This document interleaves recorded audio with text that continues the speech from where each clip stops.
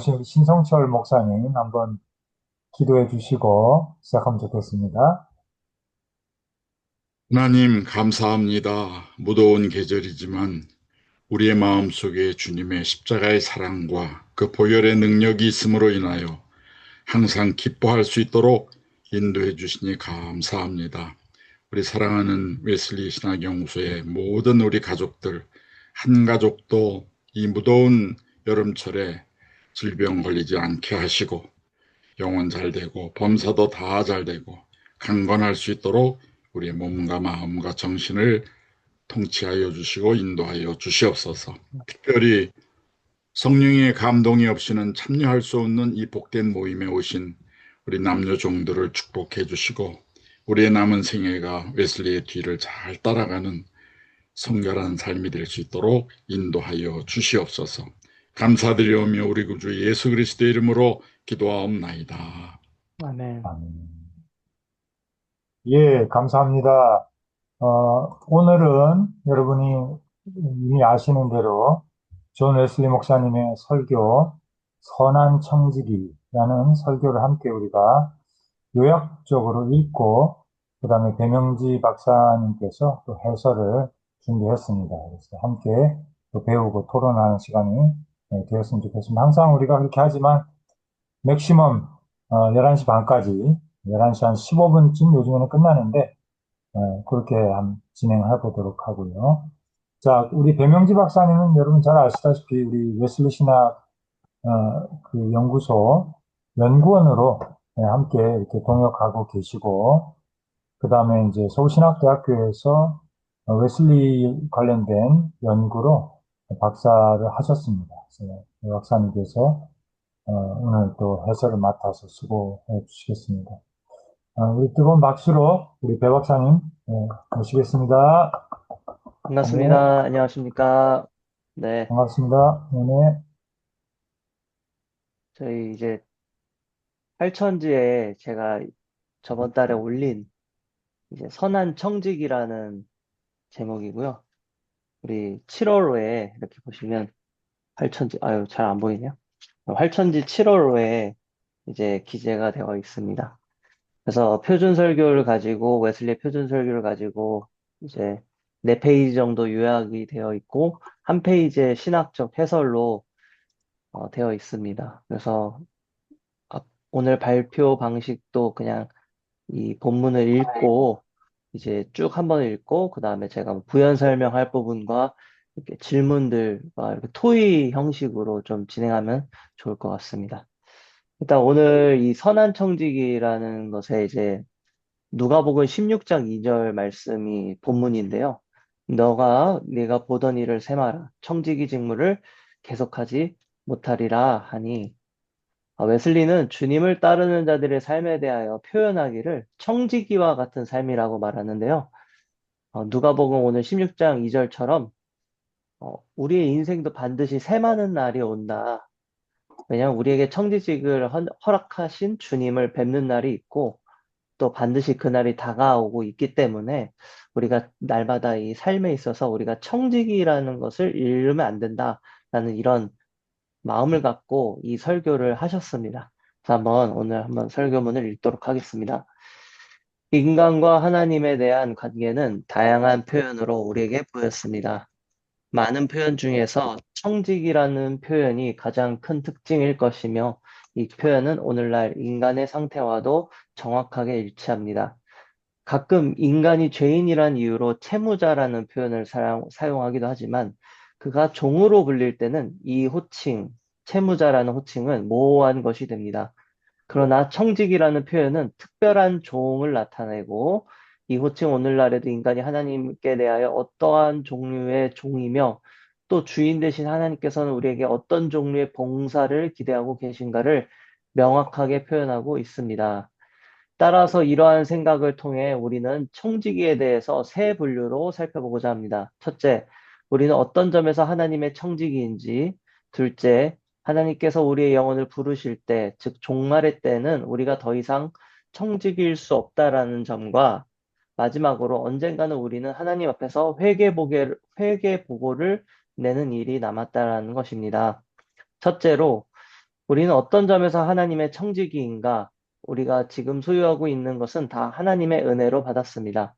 채무자는 빌린 것을 갚을 의무가 있지만 갚을 날이 오기까지는 그 빌린 것을 마음대로 사용할 수 있습니다.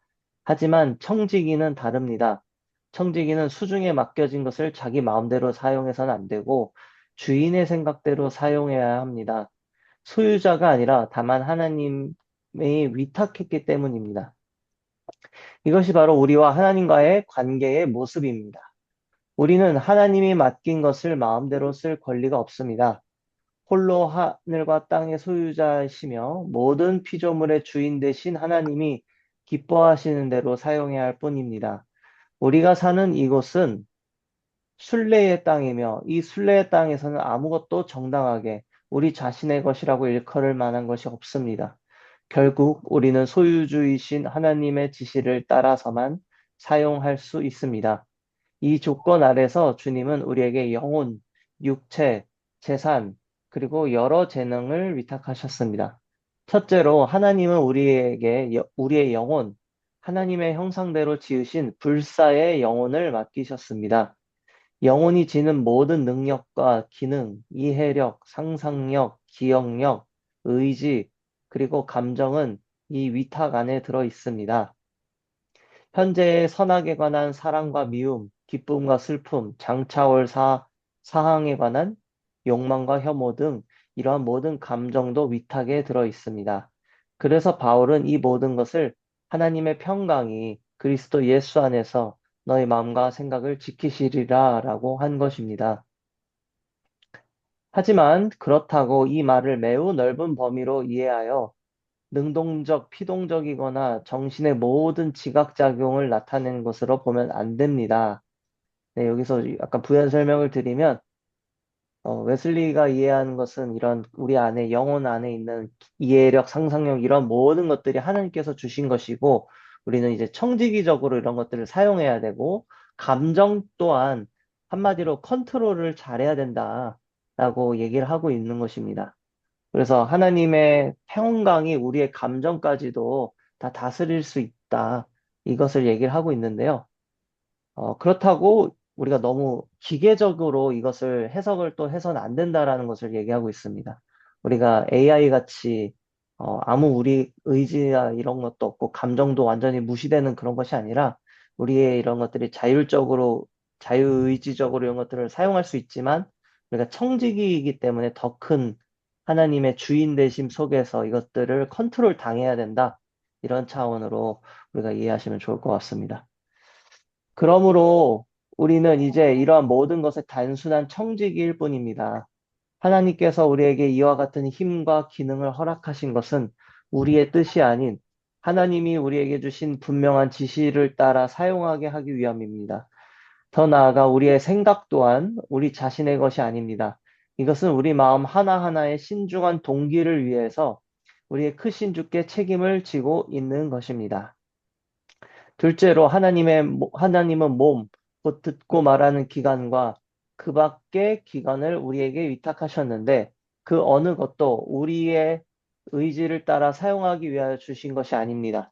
그것들은 우리와 함께 머물러 있는 한 우리는 그 모든 것을 하나님이 정해주신 바로 그 방식으로 그리고 그 이외의 다른 방식으로는 전혀 사용해서는 안 됩니다.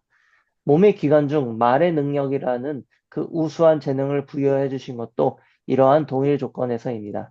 옛날에 작가, 신학자 어거스틴도 말하길 내가 당신을 그것으로 찬미하게 하시기 위해서 당신은 나에게 혀를 주셨습니다. 이 목적, 즉 하나님께 영광을 돌리도록 사용하기 위해 모든 인간의 자녀들에게 말을 주신 것입니다. 그러므로 우리의 혀는 자신의 것이다 라고 생각한다면 그는 은혜를 잊은 자이며 우스운 자입니다. 오히려 그는 우리를 지으시니요 우리는 그의 것이니 그의 백성이요 그의 기르시는 양이로다 라는 시편의 고백처럼 하나님이 우리를 지배하시는 주님이십니다. 마찬가지로 우리는 손과 발, 그리고 몸의 모든 부분의 사용에 대해서 하나님께 책임을 지고 있습니다.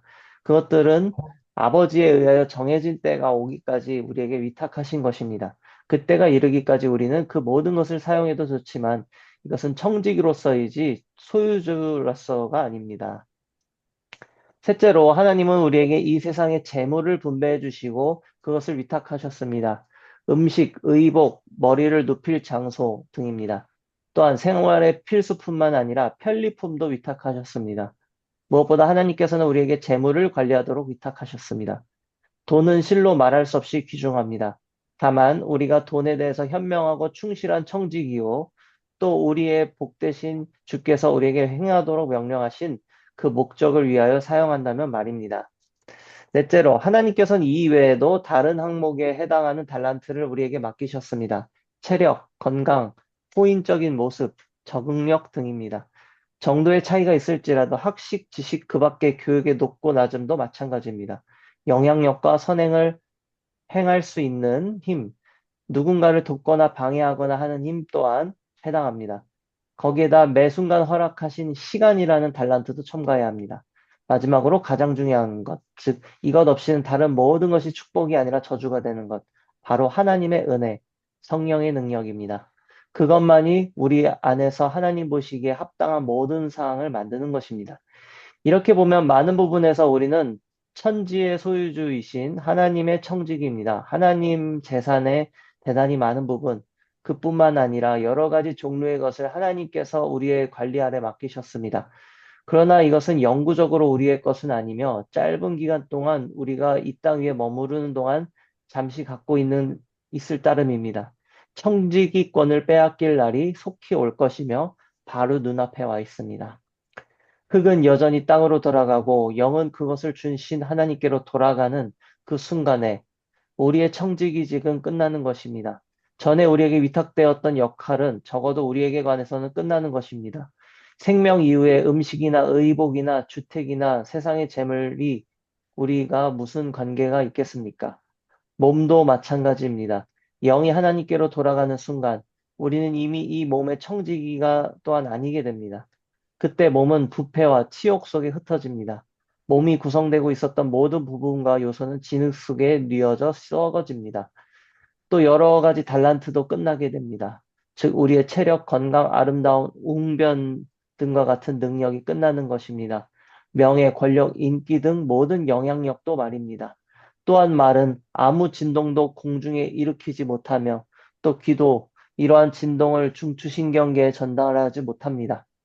모든 감각기관도 마찬가지이며 우리가 교육으로 얻은 지식이나 학식 또한 마찬가지입니다. 내가 장차 들어갈 스올에는 일도 없고 계획도 없고 지식도 없고 지혜도 없음이라 라는 전도자의 고백처럼 모든 지식도 사라집니다. 하지만 예외적인 지식이 단 한 가지 있습니다. 그것은 바로 하나님 자신이 인간에게 스스로 계시하신 사항은 유일한 예외입니다. 어쨌든 하지만 전도서 9장 10절에서 말하는 것은 이 계시를 모르는 곧 음부에 처한 불우한 자에 대한 설명으로 보입니다. 해당하는 것입니다. 그들에게는 조금도 유용한 지식도 지혜도 없다는 것입니다. 모든 것이 없어지지만 한편으로 우리의 혼은 부패하지 않으며 불멸하는데 우리의 혼은 몸이 썩어 흙이 될 때에도 그 기능은 모두 갖춘 채로 있을 것입니다. 이때 우리의 기억력과 이해력은 더 강해질 것입니다. 그것들은 육체 때 갖고 있었던 결함으로부터 전혀 자유롭게 된다는 믿음을 우리는 갖고 있지 않습니까?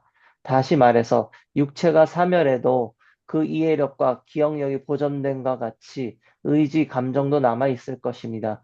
좀 더 설명하면 이것들은 육체가 버려진 뒤에도 그대로 남아 있지만 중요한 것은 더 이상 우리가 이것들의 청지기가 아니라는 의미입니다. 그것들은 존재하지만 우리의 청지기 임무는 존속되지 않습니다. 이 모든 것은 단지 우리가 충실하고 현명한 청지기 역할을 할 수 있도록 도와주던 것, 위탁된 은혜까지도 이제는 이미 그 목적을 이룸으로써 끝난 것입니다. 이제 이미 이 청지기가 아니기 때문에 남아있는 일은 우리가 회개 보고를 하는 일입니다. 누군가는 죽은 직후에 이 일을 한다고 생각했습니다. 이것은 개별적 심판과 최후의 일반 심판이라는 두 가지의 심판을 말하는 것입니다. 하지만 우리는 단 한 번 죽는 것과 동시에 단 한 번 심판받습니다. 사후에 심판받고 부활 후에 또 심판받는 것이 아닌 인자가 아버지의 영광으로 그 천사들과 함께 오리니 그때에만 심판받는 것입니다. 따라서 이 회개 보고를 하는 시기는 종말의 때입니다. 이 날이 오면 당신은 어떤 은신처도 없이 아무 위장의 가능성도 없이 재판장에 출두하며 재판장이신 그분께 당신이 주님의 재산을 사용한 방식을 개별적으로 설명해야 합니다.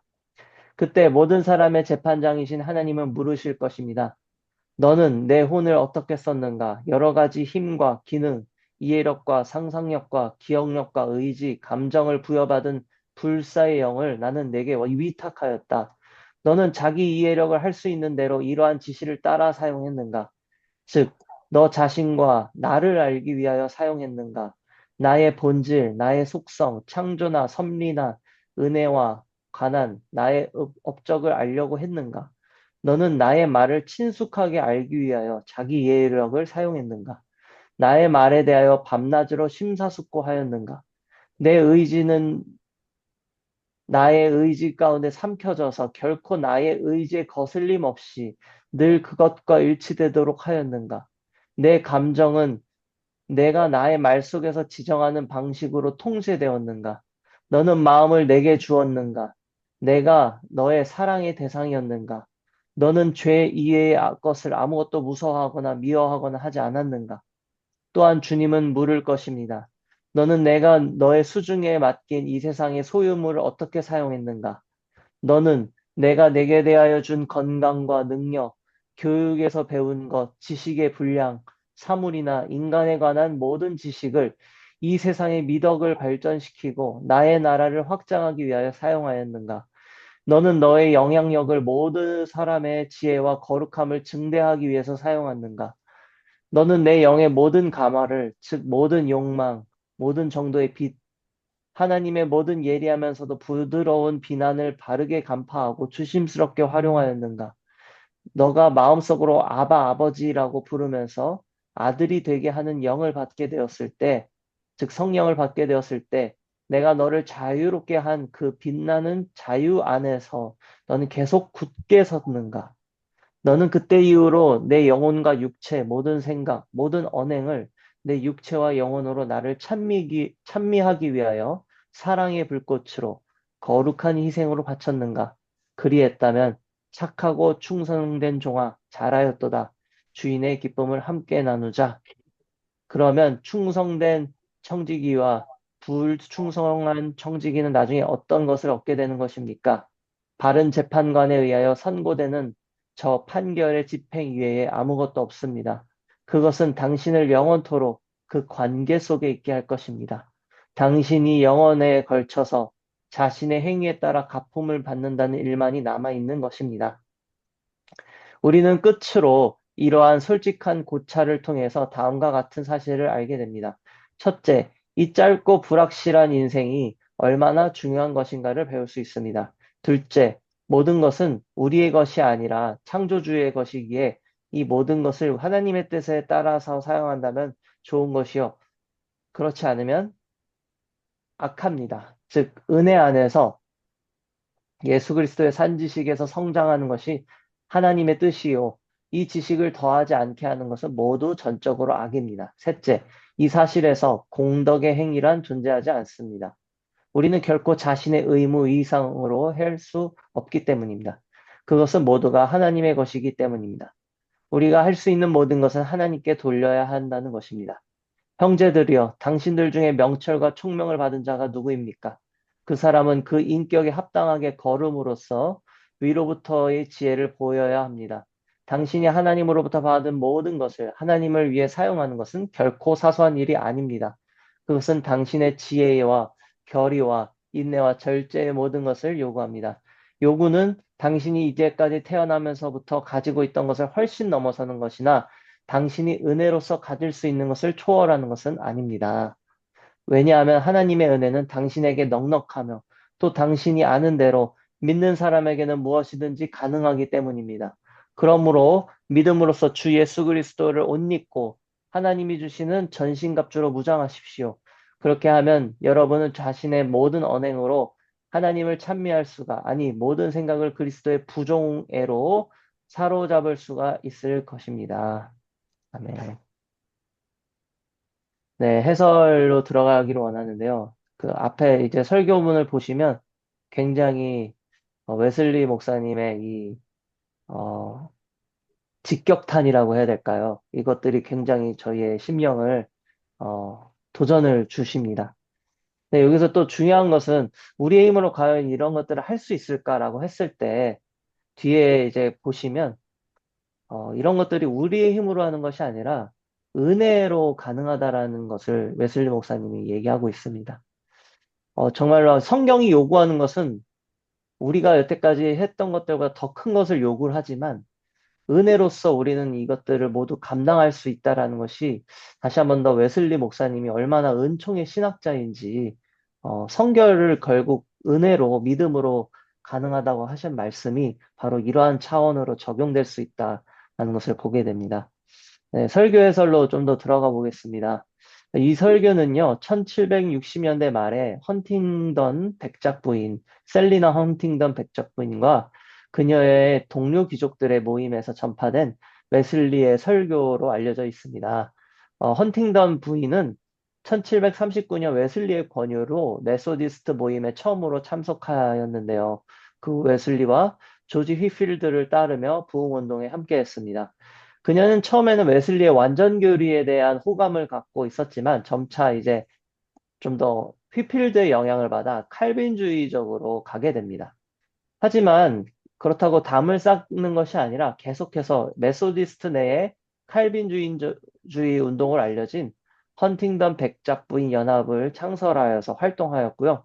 계속해서 이 운동의 큰 재정적인 후원자가 되었습니다. 이처럼 웨슬리는 어떤 사회의 이런 소외받는 계층, 힘든 계층뿐만이 아니라 이런 다양한 계층과 상류층이라고 알려져 있는 귀족 그런 연합, 부인 연합회랑도 계속 연합을 하면서 다양한 계층과 교제하며 말씀을 전하였는데요. 이 설교를 듣는 대상이 오늘 이 설교를 듣는 대상이 당시 귀족과 상류 계층 사람이라는 점에서 웨슬리는 그들에게 하나님이 맡기신 재정을 잘 사용하는 선한 청지기가 될 것을 소망하며 이 설교를 했을 것이다 라고 알려져 있습니다.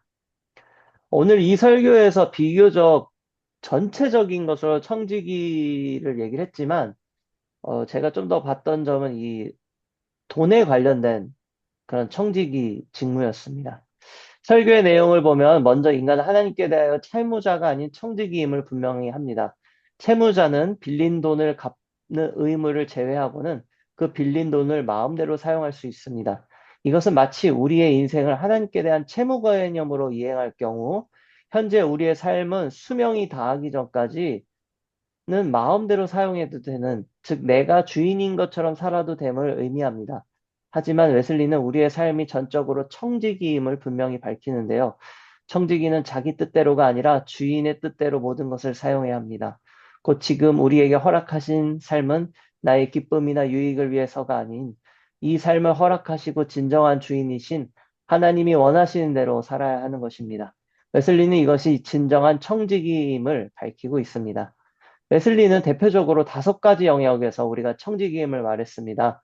영혼, 육체, 재산, 달란트, 은혜입니다. 먼저 영혼은 하나님의 형상대로 지음을 받은 영혼입니다. 구체적으로 이해력, 상상력, 기억력, 의지, 감정 등인데 특별히 다양한 감정도 청지기 정신으로 바라보아야 한다고 말합니다. 지나친 슬픔이라든지 두려움, 걱정, 분노 등이 찾아올 때에도 우리는 이것이 청지기임을 잊지 말아야 되는데 빌립보서 4장 7절 말씀처럼 이러한 감정을 다스리시는 하나님의 평강을 결국은 의지해야 하기 때문입니다. 하지만 이것을 마치 기계처럼 모든 정신지각 작용을 수동적이거나 통제되는 것이 아니라 이 말의 진정한 의미는 곧 우리에게 다양한 감정이 있겠지만 그러한 감정도 하나님께 올려드림으로써 주님이 주시는 평강을 맛봐야 하고 부정적인 감정이 주인 되어서 나를 다스리는 것이 아니라 진정한 주인 되신 주님의 평강이 우리를 다스려야 함을 말하는 것입니다. 또한 이 설교의 중요한 주제 중 하나는 재물에 대한 청지기적 태도였는데요. 재물에 관련된 웨슬리의 대표적 설교는 돈의 사용 1760년대, 부의 위험성 80년대, 부에 대해 88년 등이 있습니다. 웨슬리는 돈의 사용에서 다음과 같은 세 가지 경제 규칙을 주장했습니다. 가능한 많이 벌고, 가능한 많이 저축하며, 가능한 한 많이 나누어라. 이러한 경제 규칙을 통해서 메소디스트 내에서는 시간이 지나며 가난으로부터 중산층으로의 지위가 어느 정도 이루어지고 일부 부유한 사람도 공동체에 많이 생기게 되었습니다. 그러나 문제는 앞에 이 세 가지 규칙 중에서 두 규칙은 잘 시행이 되었지만 세 번째 규칙은 비교적으로 잘 받아들여지지 않았다는 것입니다. 이에 대해 웨슬리는 재물이라는 것이 단순히 중립적인 것이 아니라 이것이 넘어서 악의 뿌리가 될 수 있음을 이제 후반부로 갈수록 더 강조하기 시작했습니다.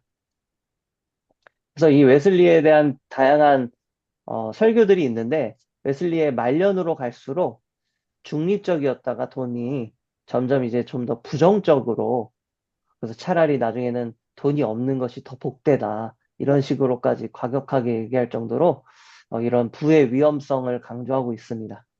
끝으로 웨슬리는 모든 신자가 종말의 때에 주인이신 주님 앞에서 회개보고를 드려야 한다고 강조합니다. 이 회개보고 날에는 주님께서 우리에게 분명히 물어볼 것입니다. 주님께서 맡기신 재능과 시간과 재물을 청지기 정신을 갖고 하나님이 원하신 대로 사용했는가? 무엇보다 웨슬리가 강조했던 청지기 정신에는 주님의 베풀어 주신 은혜도 포함됩니다. 이 은혜, 주님, 우리가 하나님을 인격적으로 받은 은혜 등인데요. 이 은혜도 우리가 공로를 얻은 것이 아니기 때문에 우리는 이 받은 은혜를 더 감사히 여기며 이 은혜도 청지기 정신으로 주님이 기뻐하시도록 은혜 받은 자의 삶을 살아가야 한다라는 것. 받은 은혜를 지속적으로 청지기적으로 잘 관리하고 영적인 어떤 그런 활동들을 통해서 더 기억해야 된다라는 것을 의미합니다. 그럴 때에 마침내 주님께서는 물어보실 것입니다. 이것은 이제 웨슬리 목사님의 말씀이신데요. 너가 마음속으로 아바 아버지라고 부르면서 아들이 되게 하는 영을 받게 되었을 때 내가 너를 자유케 한 그 빛나는 자유 안에 너는 계속 굳게 섰는가? 너는 그때 이후로 내 영혼과 육체, 모든 생각, 모든 언행을 내 육체와 영혼으로 나를 찬미하기 위하여 사랑의 불꽃으로 거룩한 희생으로 바쳤는가? 그리했다면 착하고 충성된 종아 잘하였도다. 주인의 기쁨을 함께 나누자. 네. 이상으로 요약과 해설을 마치도록 하겠습니다. 감사합니다. 네, 수고하셨습니다. 네, 참 귀한 설교 말씀입니다. 우리 배명지 박사님 잘 또 요약해 주시고, 그다음에 해설해 주셔서 감사드리고요. 예, 이 설교에 대해서 이제 우리 플로어에서 같이 좀 질의하고도 토의하고 했으면 좋겠습니다. 어떠셨어요? 여러분 설교 말씀 읽으면서 또 들으시면서 어떤 은혜가 있었는지 궁금합니다. 우리 혹시 질문 있으신지. 우리 강원택 목사님도 오랜만에 들으셨습니다. 감사합니다. 반갑습니다. 네. 네, 이주상 목사님도 반갑습니다. 예, 네. 감사합니다. 예, 네. 홍천도 많이 더운가요? 예, 요즘은 뭡니까? 데프리카만 아니고 홍프리카라고 얘기도 합니다. 아, 그 정도예요. 야, 참 많이 덥군요. 우리 강원택 목사님 어떠세요? 날씨는 그 동네는 어떠신가요? 네. 여기도 어마어마하게 뜨겁습니다. 계속 한 일주일 정도 계속 폭염주의보 내려서요. 거의 활동하기가 불가능하고요. 하여튼 그렇습니다. 그래도 어찌겠습니까? 저도 잘 살아야죠. 아유, 요즘에는 그 유럽도 엄청 뜨거워가지고 많이 뭐 돌아가시고 굉장히 어려운 가운데 있다고 합니다. 그래서 참 좀 여름이 또 이렇게 많이 더운 것 같아요. 많은 곳에서. 예. 자, 힘을 내시고. 자, 그러면 설교에 대해서 또 해설에 대해서 여러분들의 소감 좀 말씀해 주시죠. 자유롭게 말씀해 주시기 바랍니다.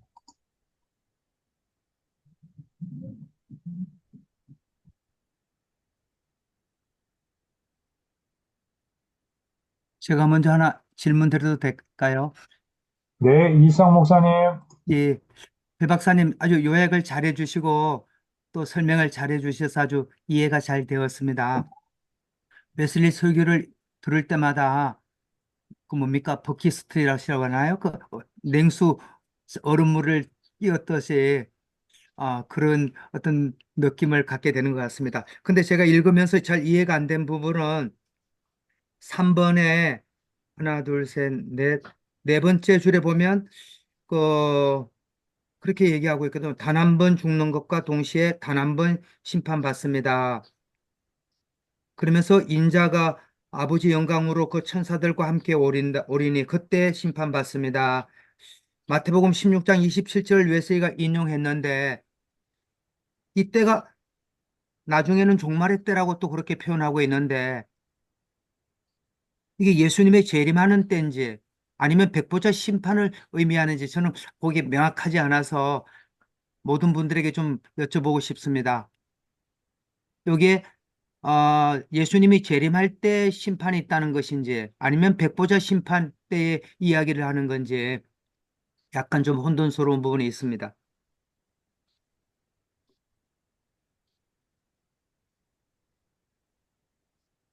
네, 네.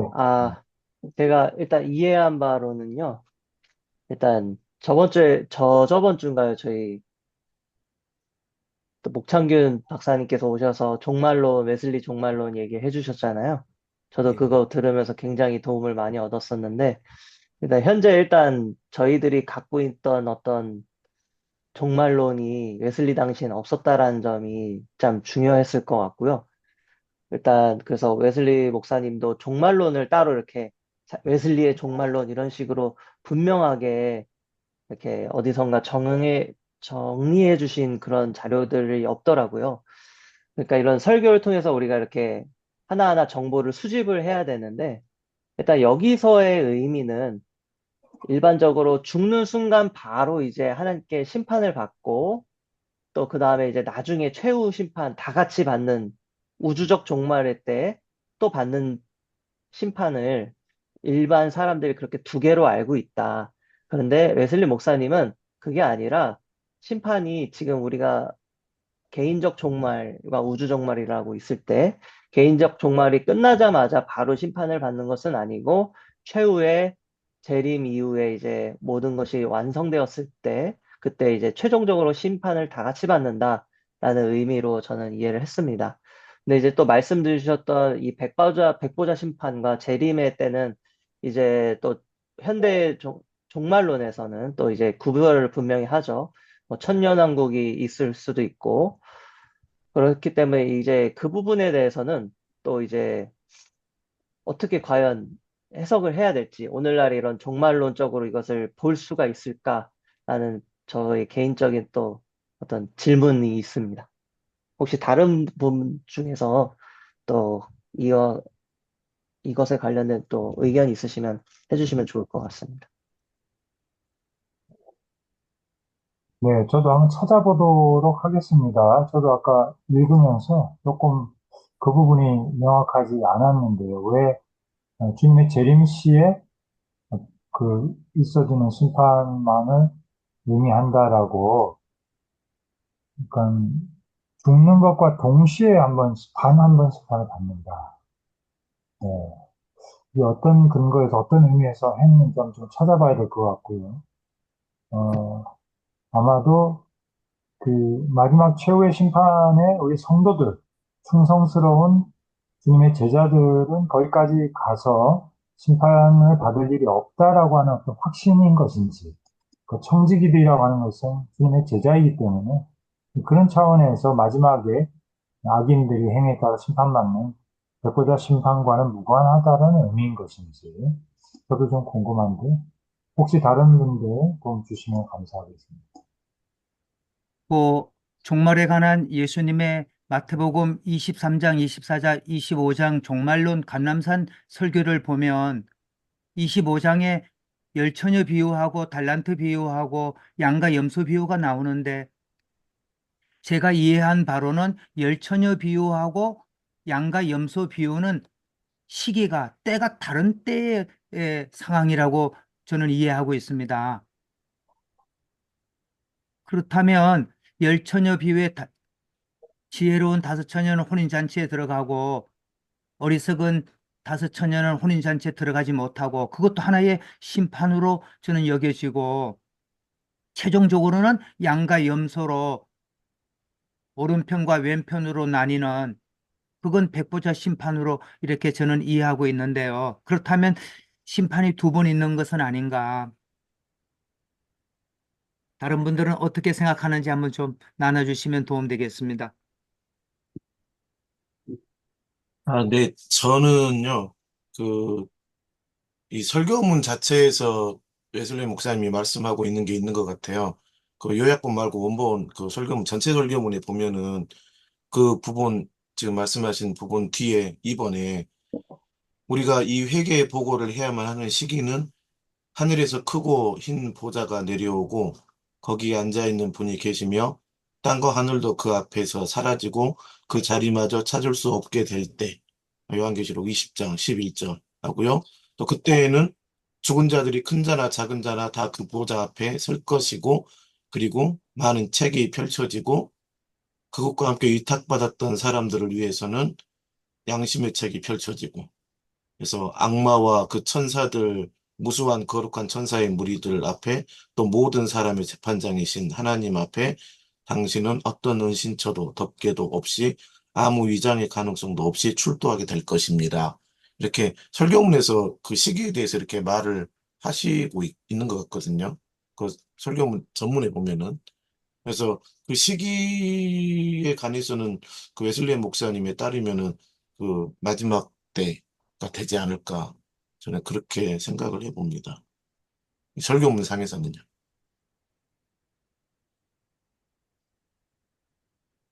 그러니까 이 지금 배명길 박사님이 요약하신 요약본 말고 아, 예, 전체 12페이지짜리 전체 설교문 있잖아요. 51번 선언청지기. 예. 그 설교문에 그 지금 그 말씀하신 그 내용 밑에 2번에 그렇게 회계 보고를 해야 하는 시기는이라고 따로 언급을 하셨더라고요. 그래서 한 10줄 정도로 그 시기에 관해서 언급이 됐거든요. 아, 예, 제 질문에 좀 해답이 됐습니다. 제가 네. 그 본문을 읽지는 않고 들어왔는데 예. 그 원 본문 설교에 그런 내용이 있는 것을 몰랐습니다. 아, 감사합니다. 아, 네. 제가 이게 또 이 페이지가 많다 보니까 이제 어딘가를 선택을 해야 되고 또 어딘가는 쳐내야 되는데 그 요약에 있어서 이제 아무래도 청직이라는 그쪽에 집중을 하다 보니까 종말론에 관련된 거에서는 조금 그런 장황한 설명이 있었습니다. 근데 이런 부분은 조금 이제 스킵을 했었어요. 그래서 조금 제가 오히려 저의 요약본이 조금 오해나 부족한 설명이 됐던 것 같습니다. 네. 혹시 또 다른 질문들 있으실까요?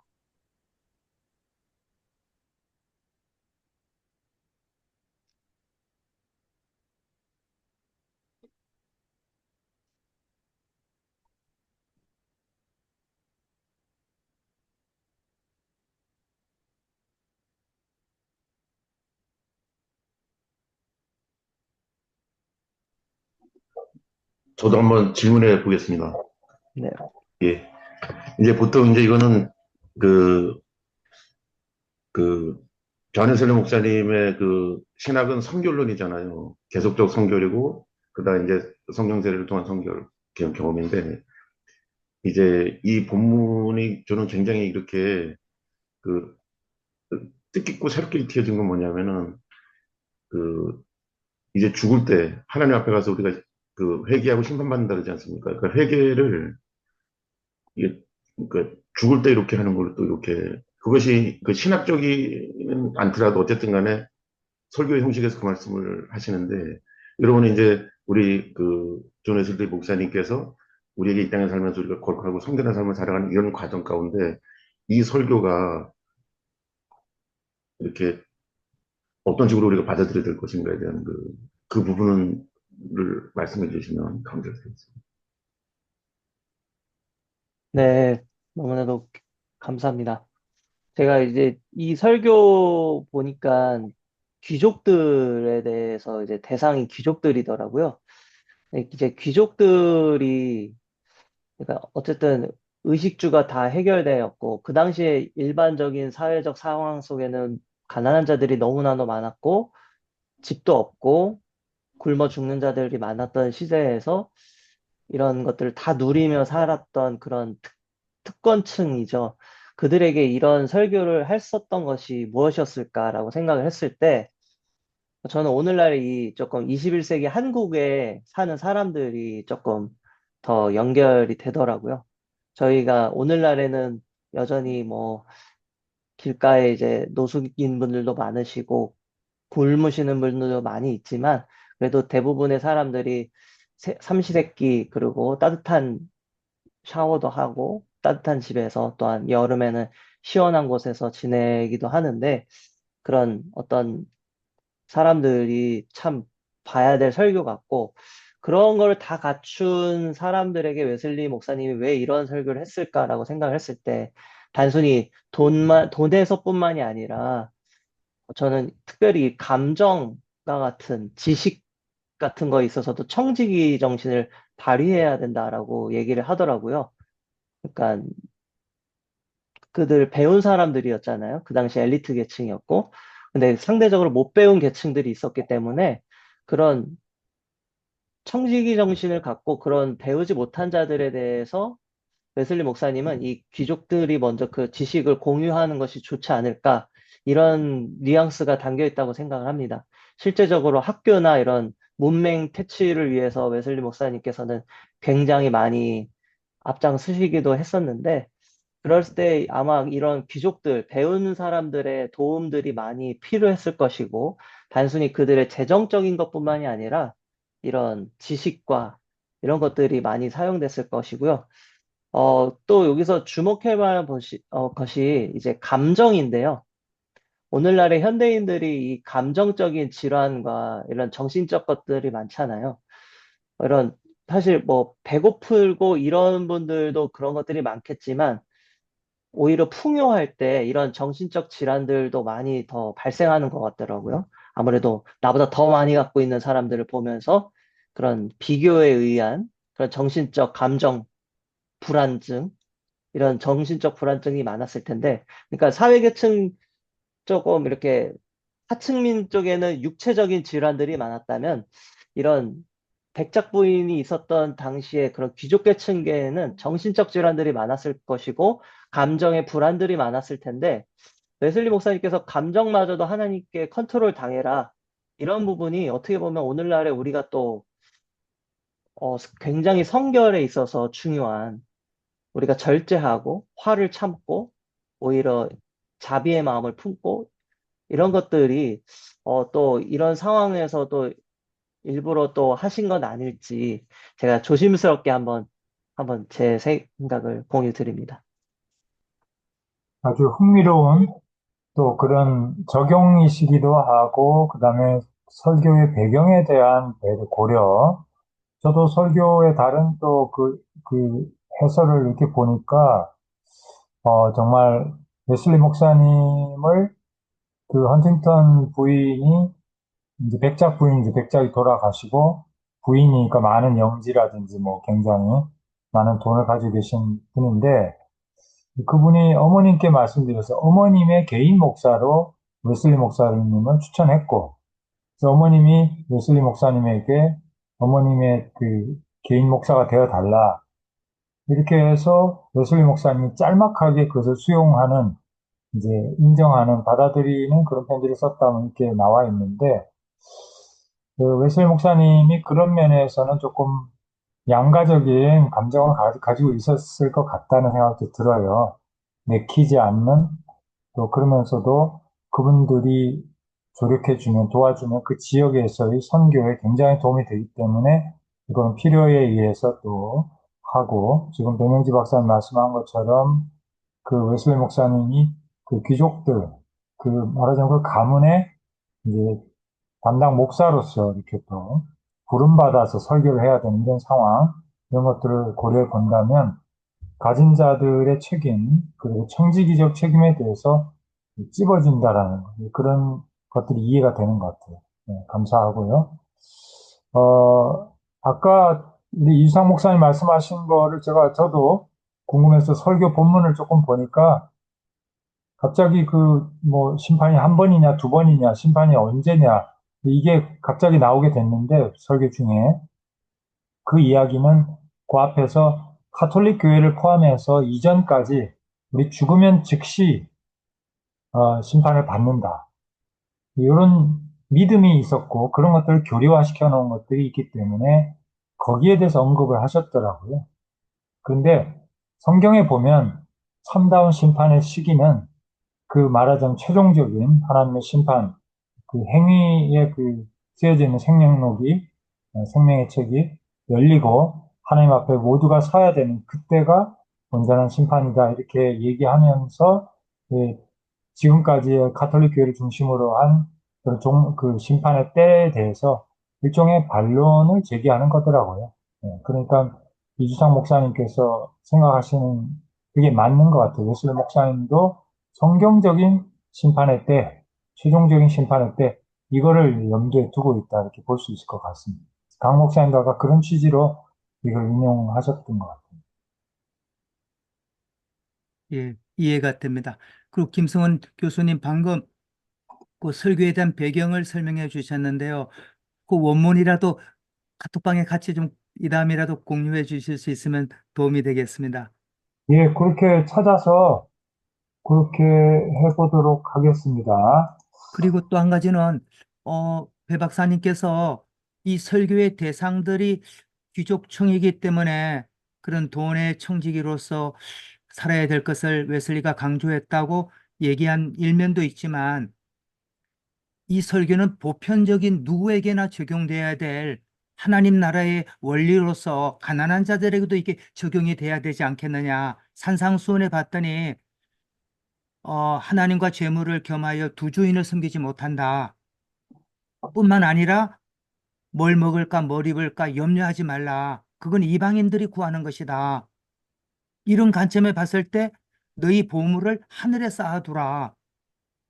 이거는 우리의 매 순간 모든 삶의 영역, 아까 배 박사님이 감정까지도 그 부분에 많이 찔리는 부분이 있더라고요. 제 감정이 정말 늘 하나님의 통치 아래 들어가 있는 평강한 삶이 유지되었던가, 이런 관점에 봤을 때, 아닌데, 이건 전 존재로서 하나님을 사랑하고 또 이웃을 사랑하는 그런 성결한 삶을 우리가 지속적으로 추구해야 될 것을 웨슬리가 명하고 있는 것은 아닌가.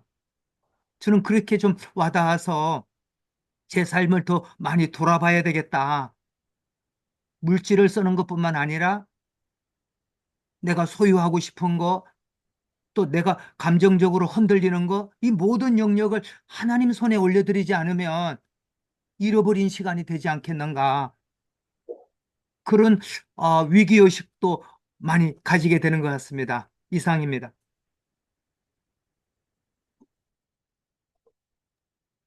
네, 당연히 이제 웨슬리 목사님 이 설교가 많은 성도들에게 필요하다고 생각해서 이거를 이제 출판을 하셨고, 그 다음에, 어,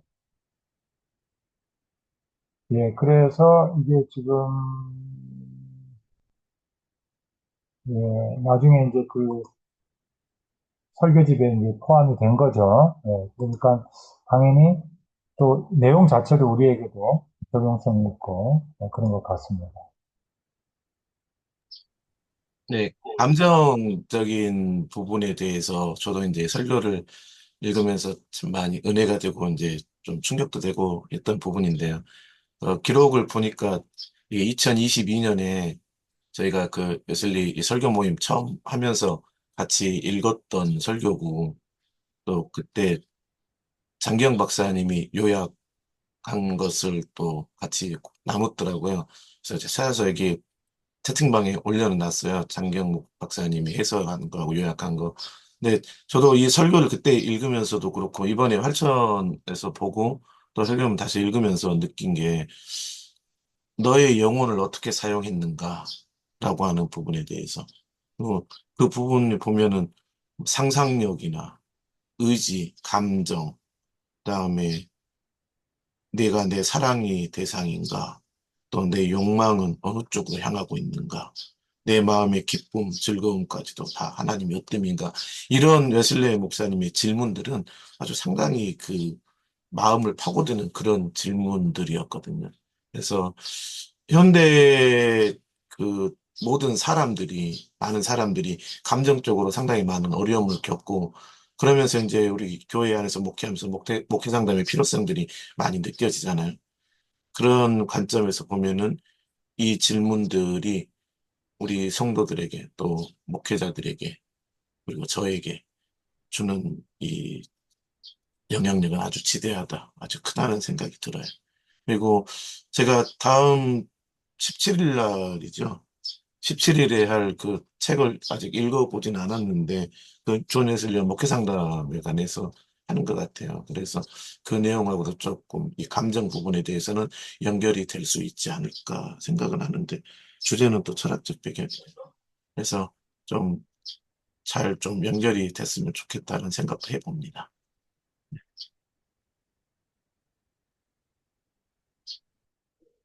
네, 아, 감사합니다. 네, 그 아, 말씀 주시죠. 네네.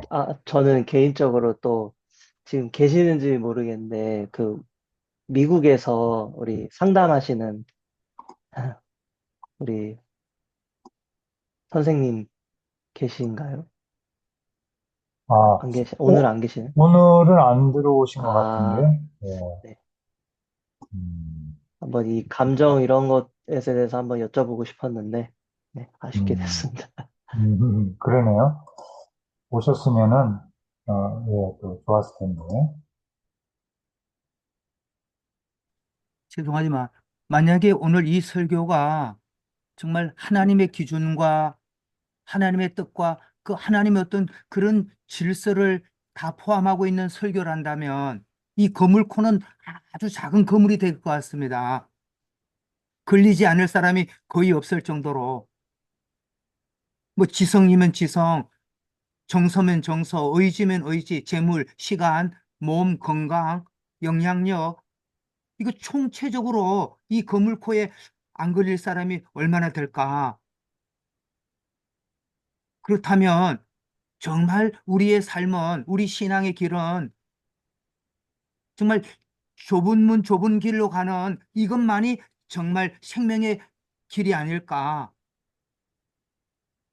근데 오늘날 보편적으로 목회자들의 의식이나 마인드나 교회관이나 오늘 이 설교가 얘기하는 그런 하나님 나라의 기준하고는 너무 동떨어져 있는 목회 현장이 이 땅에 가득한 것은 아닌가.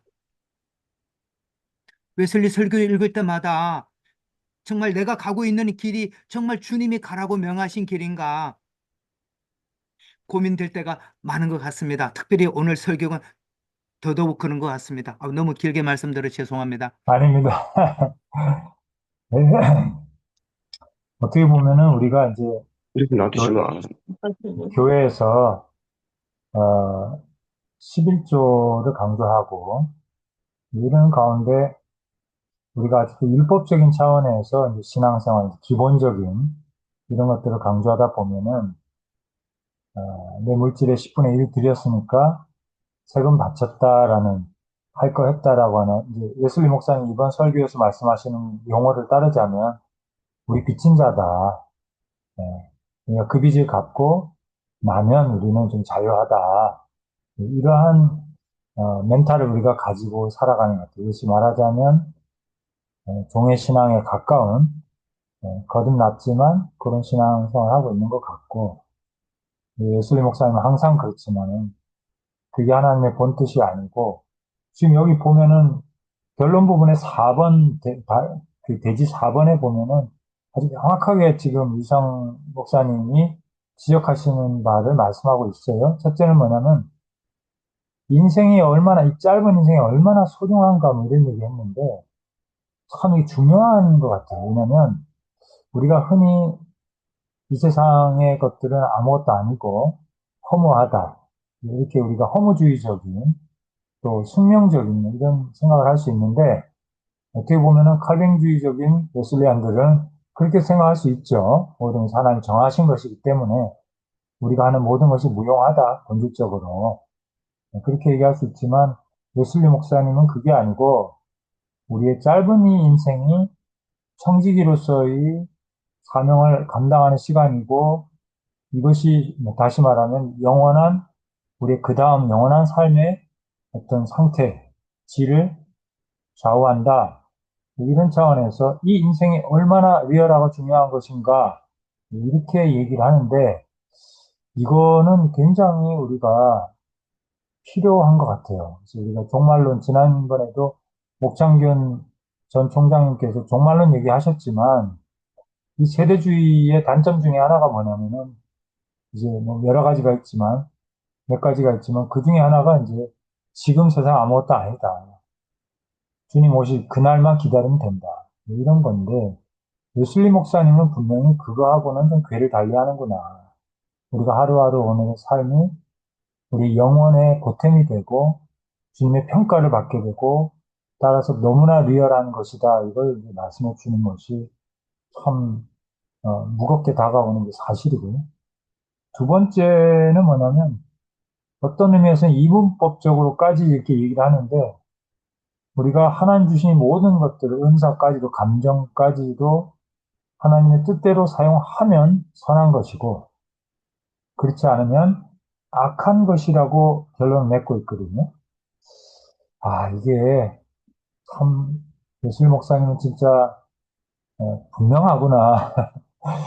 네, 그래서 또 참 그런, 지금 이상 목사님 말씀하시는 그런 도전을 피할 수가 없어요. 그물코가 아까 굉장히 촘촘하다고 하셨는데, 네, 피해가기는 어려운 것 같습니다. 예술을 읽지 말든지 읽으면 피해갈 수 없는, 너 어디까지 하나님 사랑하고 있냐?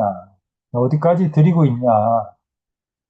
네? 그거를 추궁하는 그런, 그런 예술 도전을 갖게 되는 것 같습니다. 예, 또 다른 분들 소감, 질문 말씀해 주시죠. 예, 안녕하세요. 저 텍사스에 있는 이재준입니다. 아, 집사님 들어오셨네? 아, 예, 딴 게 아니고 제가 오늘 조금 몸이 안 좋아가지고, 아, 예, 좀 쉬고 있어갔는데, 와, 예, 제 집사람이, 배 박사님이 어떤 질문을 하셨다 그래가지고, 예, 자다가, 예, 지금 아유, 건강하시기 쉬겠습니다. 바랍니다. 괜찮습니다. 혹시 제가 무슨 도움이 될 수 있는 게 있을까요? 아, 오늘 설교 내용 가운데 예, 예, 그 웨슬리 목사님이 하나님이 주신 감정도 네, 청지기답게 하나님께 속해야 하고, 네, 여기 본문에 보면은 이제 지금 잘 못 들으셨을 것 같은데, 잠깐만요. 본문에 보면은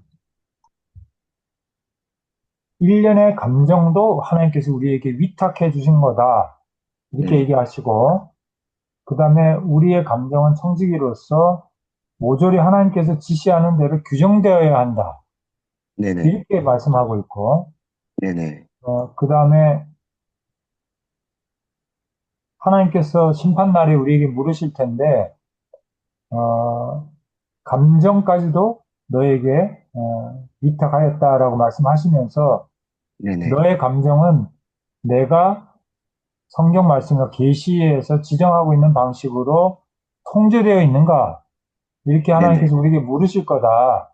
네네, 너의 감정의 흐름 전체가 원래 근원인 큰 바다로 들어갔는가? 흘러 네네, 들어갔는가? 이런 네네, 것들을 물으신다라는 것에 있어서 우리 배명지 박사님이 야, 하나님께서 이 감정까지도 우리에게 네네. 위탁하신 것이다. 그리고 네네. 그런데 오늘날 우리의 삶은 얼마나 감정적으로 요동치고 또 이렇게 다른 쪽으로 가고 있지 않느냐. 그래서 네네. 이런 주제에 대해서 우리 제이킴 우리 집사님 계셨으면 참 좋았겠다 이런 얘기 한 거예요. 예. 잠깐 짧은 소견을 드리면요. 예, 저는 이제 상담사기 때문에 심리 상담 쪽에서 분이 알지 못해서 그쪽 관점에서 말씀을 드리는데요. 그 요즘 시대에 저희 이제 내담하시는 분들 보면 대부분 다 감정을 좋은 감정을 들게 해달라, 기분을 좋게 해달라, 그 positive feeling good 이게 이제 상담의 주로 목적이 돼서 그런 이유로 그 상담을 요청을 하세요. 근데 결국에는 그 감정이라는 것이 굉장히 중요한 드라이빙 포스, 그러니까 메커니즘입니다. 그러니까 감정 때문에 사람들은 사실 다 행동을 하거든요. 왜 그런 행동을 했냐면 그런 기분이 들었기 때문에, 그런 감정이 들었기 때문에 사람을 때리기도 하고, 그런 난폭한 행동을 하는데요. 술도 마시고, 뭐 마약도 하고 그러는데요. 결국에는 그 감정이라는 것을 잘 다스리는 그 능력이 영어로는 executive functioning이라 그러거든요. 근데 제가 한국말로는 잘 모르겠습니다. 이 뇌의 그 우수한 기능인데 자기를 통제하는 그 영역이 inhibitory control, 자기를 절제하는 그것이 이 사회에서도 잘 살아가기 위한 필수 조건입니다. 이제 executive functioning에는 세 가지 요소가 있는데 자기를 조절하는 능력, inhibitory control이라 그러고요. 그다음 working memory. 이거는 이제 시스템적으로 뭔가를 기억해내는 능력이거든요. 그게 있고 그다음에 cognitive 뭐가 있냐면은 flexibility라 그래가지고요. 너무 생각이 고착화되고 이렇게 되지 않은 상태에서 유동적인 자세로 변화에 적응할 수 있는 사고력, 유연한 사고력, 이 세 가지의 요소를 가지고 우리가 가지고 있을 때 executive functioning이 탁월하다 이렇게 말을 하고 executive functioning이 높을수록 사회적으로도 잘 생활을 한다라는 그런 연구가 있습니다. 그래서 감정이라는 것이 결국에서는 어디서 생기냐면요. 생각에서부터 생깁니다. 뭐 다는 그렇진 않지만 어떨 때는 어떤 특정한 메디칼한 문제, 뭐 어떤 갑상선 문제라든지 뇌에 어떤 손상이 왔다든지 중풍이 왔다든지 그럴 때는 그것이 그런 이유가 직접적으로 감정을 유발하기도 하는데 대부분은 생각이 감정을 유발합니다. 똑같은 상황을 겪어도요. 그래서 이제 전쟁을 똑같이 겪은 병사라고 할지라도 그 사건을 해석하는 그 사고에 따라서 의미를 부여하는 그 사건에 대한 의미 부여에 따라서 감정이 달라지고 그 결과적으로 행동이 달라집니다. 그래서 배 박사님 말씀하신 게 맞고요. 그 결국에는 감정까지도 잘 다스려야 된다는 말은 생각을 지키라는 말입니다. 그 생각을 잘 지키라는 말과 같은 것 같고 그 이제 성경에서도 잠언서에서도 너의 생각과 마음을 지키라. 생명의 근원이 여기서 남이라라는 것이 그 생각이 이제 여기서 이제 심리학에서는 푸시케 사이키거든요. 그러니까 이것이 생각만이 아니라 생각, 감정, 행동 이 세 가지를 통틀어서 심리학 쪽에 이 상담학 쪽에서는 이것을 우리가 이제 마음이라고 말을 합니다. 예. 답변이 되는지 모르겠습니다. 예, 감사합니다. 오늘날 상담은, 나 감정을 어떻게 좀 좋게 만들어 주세요. 이런 거지만, 그러나 이것을 상담하는 전문가 입장에서는 인지 기능이 되게 중요하다. 생각을 지켜야 거기서 이제 의미 부여 자체가 중요하다. 이런 이제 말씀하신 거죠. 감정과 생각, 행동이 다 엮여 있다. 이런 말씀하신 것 같고. 그렇죠? 우리 집사님? 잘 요약이 된 건가요? 예, 맞습니다. 네. 근데 이제 신학적으로 한마디를 더 한다면 저의 삶에서도 그렇지만 감정이 부정적으로 혹은 가라앉고 거칠어질 때 사실관계가 중요하다는 생각을 합니다.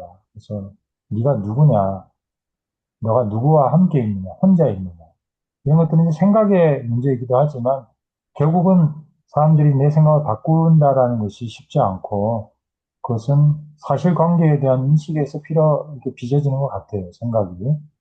그래서 결국은 하나님이 우리와 함께 계시고 내가 누구인지를 깨닫게 되는 이런 신학적인, 성경적인 이러한 지식이야말로 우리의 생각을 바로잡아주는 유일한 앵커가 되는 것이 아닌가. 그것을 사실관계를 빼놓고 생각을 바꾼다는 건 우리가 한국에서는 이걸 정신승리라고 그러거든요.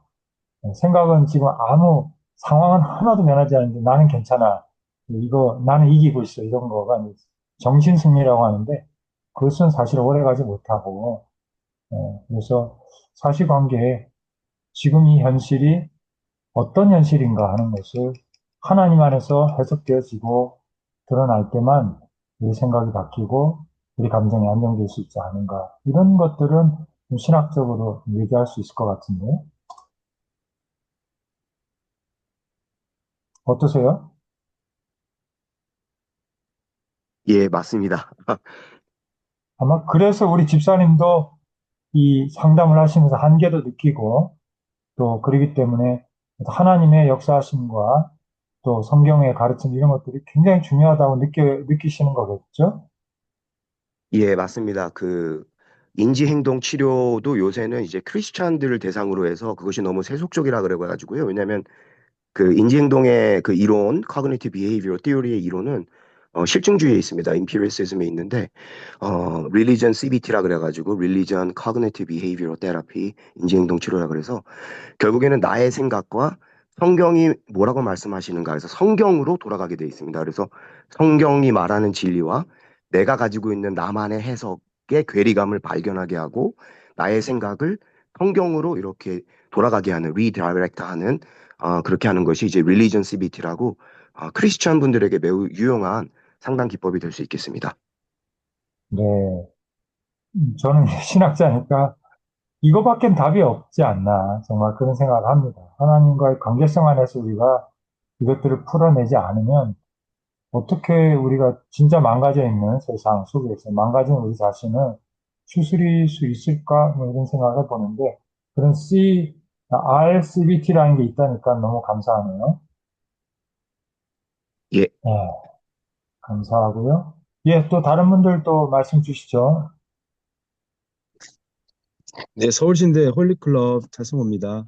네, 예. 오늘 그 말씀 중에 어, 청지기라는 말과 우리가 이제 빌려온 게 아니고 우리의 재능도 목숨도 뭐도 빌려온 게 아니고 주님께 위탁받은 거다. 거기서 지금 제가 많이 은혜 받았는데 나의 재능과 모든 것도 내가 하나님께 위탁을 받은 거지 내 게 아니다. 이게 상당히 그 마음에 와닿는 것 같은데 존 웨슬리의 물질관과 종말관이 나타나는 것 같아서 우리 저기 발제자분 이 부분에 대해서 좀 어떻게 존 웨슬리는 구체적으로 어떻게 말씀하고 있는지 다시 한번 묻고 싶네요. 어떤, 이상입니다. 네, 제가 존 한번, 웨슬리의, 네, 존 웨슬리의 물질관, 종말관을 네. 다시 한번 좀 물어보고 싶어요. 물질관이요? 예. 네네. 일단 제가 여기 웨슬리 목사님이 돈에 관련된 어떤 설교들이 굉장히 많습니다. 그리고 꼭 그 주제 아니더라도 다른 주제 하실 때도 돈에 관련돼서 많이 설교를 하시는데, 이제 어쨌든 중반기까지만 해도 이제 그 3대 원칙 얘기하시면서 가능한 한 많이 벌고, 가능한 한 많이 저축하고, 또한 할 수 있는 대로 많이 베풀어라.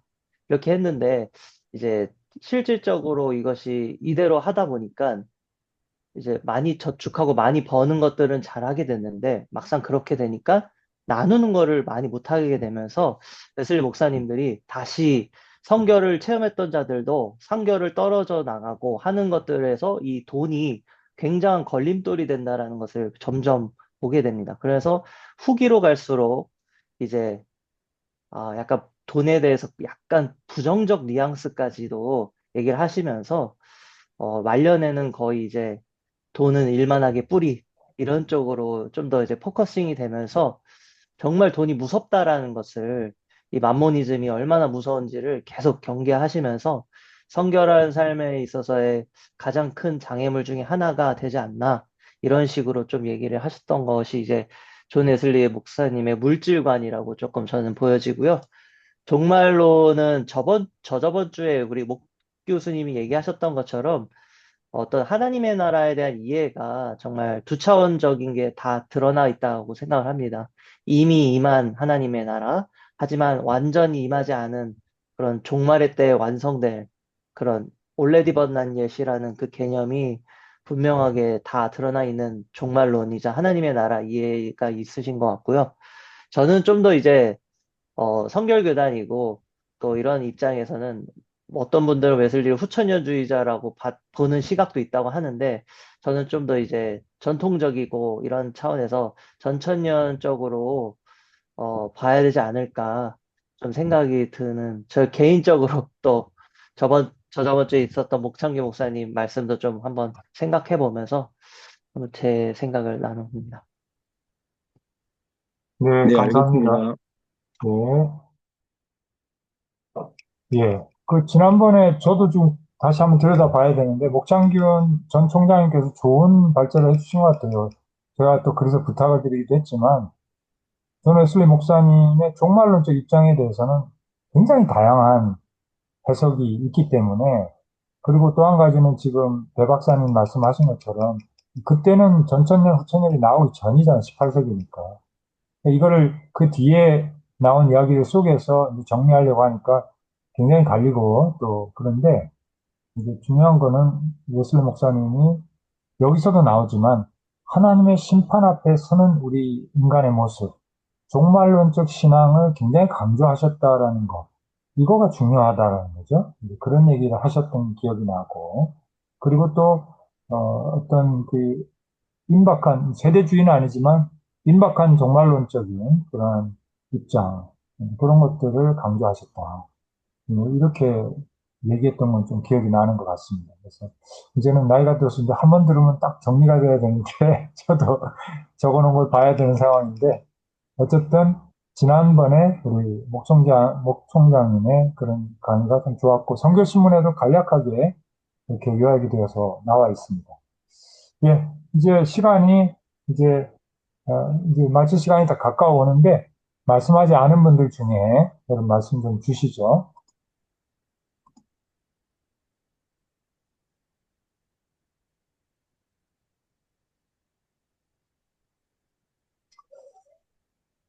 네,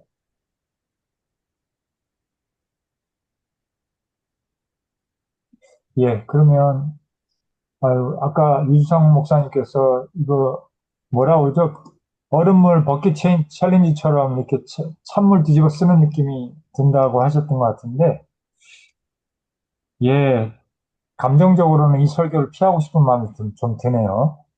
예, 그런데 다시 한번 찬찬히 보면서 새기어야 하겠다. 그래서 어떻게 보면 그런 생각도 들었어요. 웨슬리 목사님이 신학자로서 제 1장, 2장 이렇게 신학책을 기술하신 것이 아니라 정말 하나님의 계시를 직접적으로 전달하는 수단인 설교로서 이걸 정리해서 우리에게 주신 것이 더 파워풀하구나 하는 생각도 듭니다. 네. 이게 왜냐하면 신학적으로 이걸 써주셨다면은 틀림없이 우리는 우회로를 찾을 것 같아요. 아, 이 부분은 좀 타당하지 않다.